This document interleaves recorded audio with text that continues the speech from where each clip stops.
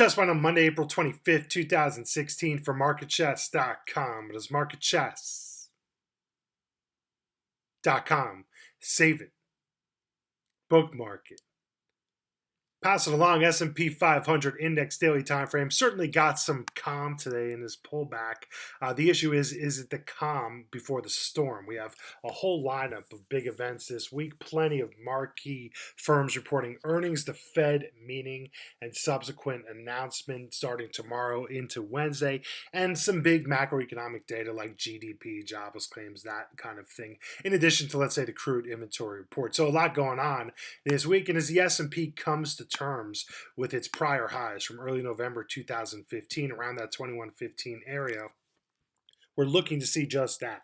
Is today, and really since the middle of last week when we started pulling in off 2115, is it the calm before the storm, meaning the selling begins to intensify to the downside and volatility kicks up and kind of awakens again into the summer months? Or instead, as bulls are contending, really it's impressive to see the market not give back much of anything after such a spirited rally since February, the way we just kept going up in a steep line here without giving much in the way back of, let's say, a 3% pullback or something to that effect, holding the line so far so good. So that's kind of the dynamic in play. When we look below the surface, certainly when you see names like Alphabet, Netflix weakening after earnings, even Starbucks, it's a little concerning, but that has yet to really seen the foundation of this market completely get wiped out. So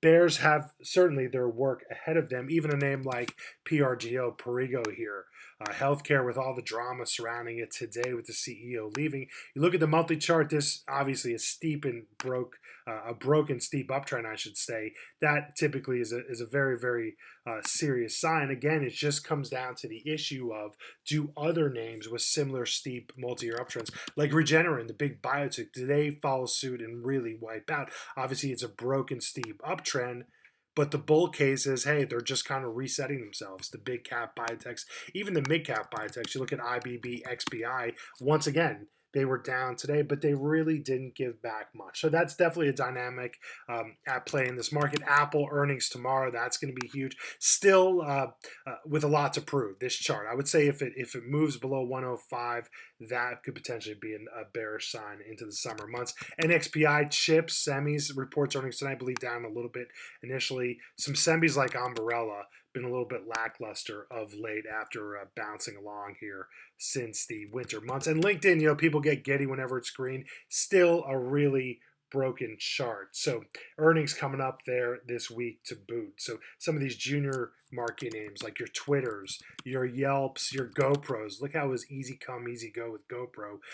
Again, you kind of have to wait for it to see if these guys have truly bottomed. So I ran through that and the whole analysis with energy, materials, miners, what to look for there. For members in the full-length video tonight, you do not want to miss it. If you like what you hear in my videos and see my blog posts, I'd encourage you to sign up for a Market Chess subscription service membership at a very reasonable price. You get the full-length videos complete with actionable trade ideas on both sides of the tape, intermarket analysis as well, commodities, fixed income, currencies, packed with tons of educational content, strategies, scenarios, discussions about risk management strategies, all of that.